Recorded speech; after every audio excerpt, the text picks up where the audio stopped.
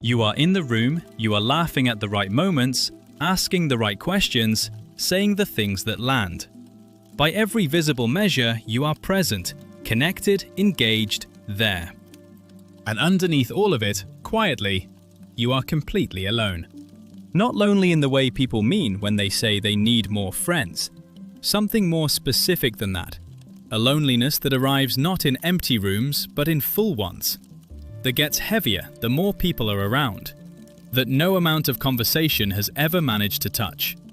You have probably tried to explain this to someone, and the explanation never quite landed. Because how do you tell someone that being surrounded by people you genuinely care about can feel like standing on the other side of glass, able to see everything, able to hear everything, but separated by something you can't name and they can't see? If that feeling lives in you, not as a passing mood, but as something that has been there for as long as you can remember, then this is for you. Because what you are carrying has a shape. And once you can see it clearly, it stops feeling like a flaw. The story the world tells about loneliness goes like this. Lonely people are isolated. They don't have enough connection. The solution is more socializing, more openness, more effort to reach out.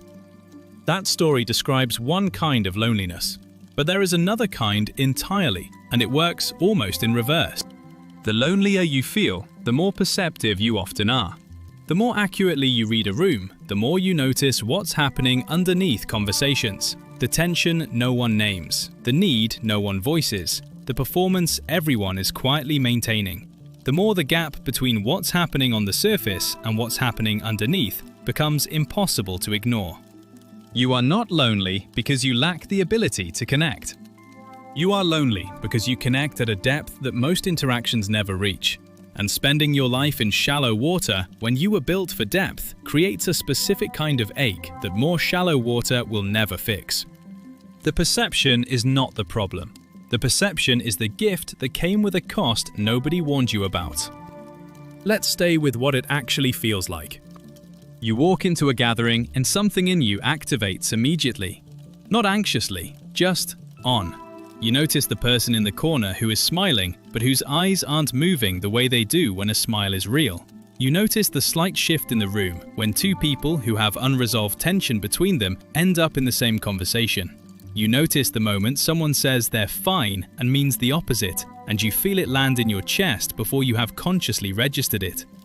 None of this is effort.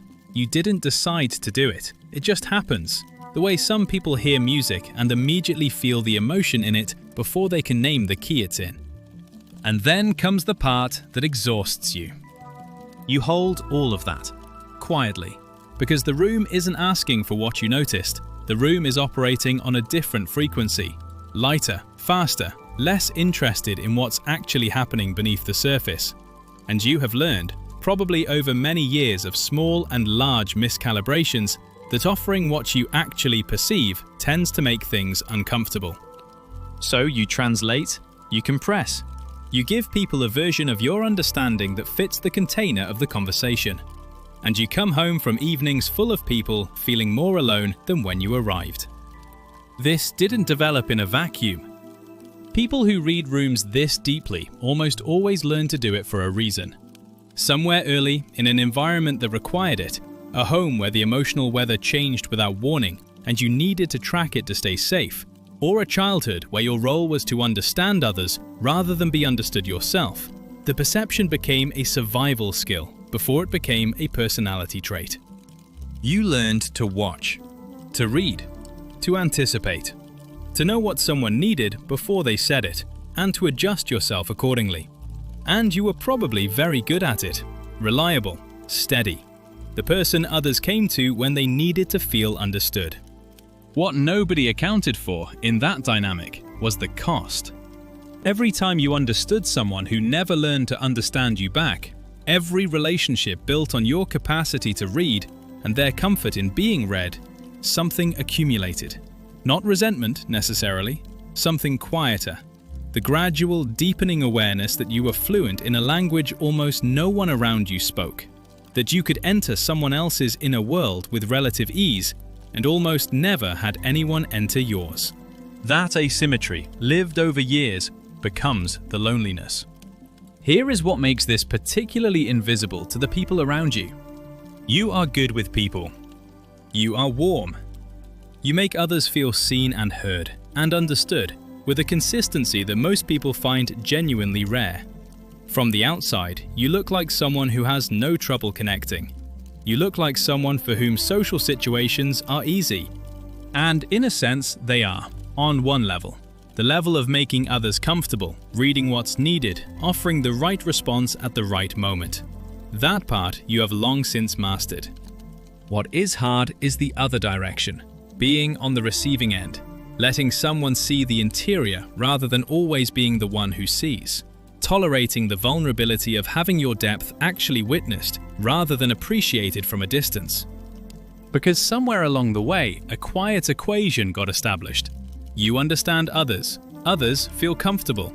The connection that results from that equation flows in one direction, and you learned not to expect the return current because it almost never came, and hoping for it too openly led to disappointment. So you stopped, not consciously, gradually. You became very available and very private at the same time, present for everyone and deeply alone inside that presence. And the world is not set up to notice this. We celebrate perceptiveness in people when it serves others. The friend who always knows what to say. The person who senses what the room needs. The one who makes everyone feel like the most important person in the conversation. These qualities are valued precisely because they make other people feel good. What is rarely acknowledged is what it costs the person providing them. What it feels like to be the one who always translates, always adjusts, always gives the understanding without receiving it. To move through life watching everyone else's interior clearly, while your own remains largely unwatched. There is a particular loneliness in this, the loneliness of the person who is never the one struggling visibly enough to be tended to, who is always too okay on the surface for anyone to think to ask, who has given so much fluency in emotional understanding to the people around them that those people have never developed the muscle to turn it back. You became so good at making others feel seen that no one learned to see you. So what shifts when you understand this? Not the perception. The perception is yours. It is not a wound to be healed or a sensitivity to be managed down into something more comfortable for the room. What shifts is the story you have been telling yourself about what the loneliness means. Because the version most perceptive people carry, the one that says the loneliness is evidence of something unfixable in them, some fundamental incompatibility with human connection, some ceiling they will always bump against, that story is not accurate. It is a conclusion drawn from an incomplete dataset. The dataset only includes experiences of trying to connect at depth with people who are not built for depth or who had never been asked to develop it. That is not evidence that depth-level connection is impossible. It is evidence that it is rare, which is a very different thing. When the story changes from "I am too much for people" to "most people have never been invited to go this deep," something opens. Not with everyone, not easily or immediately, but the orientation changes. You stop asking yourself what's wrong with you and start asking a different question. Not a self-critical one, but a genuinely curious one. What would it feel like to be in a room with someone who could actually meet you there? And that question, held without urgency, starts to change what you notice. The people who ask the second question instead of stopping at the first, the ones who seem to be watching the room the way you do, the ones whose pauses suggest they are processing at a depth the conversation isn't quite reaching, the ones who say something and then immediately look as if they're wondering whether they should have. Those people exist. They are hard to find not because they are rare in absolute terms, but because they are quiet about it, for exactly the same reasons you have been. The loneliness will not disappear completely. That is not a defeat. It is the nature of depth. The deeper the water you swim in, the fewer people you will find there. That has always been true. It is not a statement about your worth. It is a statement about rarity. And there is something in it that, once accepted rather than fought, becomes almost bearable. You will still walk into rooms and see what others don't see. You will still hold what the room isn't asking to hold. You will still come home from evenings full of people, carrying the specific tiredness of someone who translated themselves all night. But you will know what that is now. You will know it is not brokenness. It is the particular condition of a mind that was built to go further in than most people go. You are allowed to stop making yourself smaller so the gap is less obvious. You are allowed to stop pretending the surface level is enough when it isn't. You are allowed to need the kind of conversation that most social occasions will never provide, and to stop punishing yourself for that need as if it were a failure. Not too much, too deep for shallow water. Not broken, built differently. Not alone in your nature, just still looking for the people who swim where you swim. I want to ask you something I genuinely want to know. When was the last time you felt truly understood? Not just heard, but actually met at the level you live at? What did that feel like? Leave it in the comments. You might find someone reading who has been looking for that feeling for a very long time.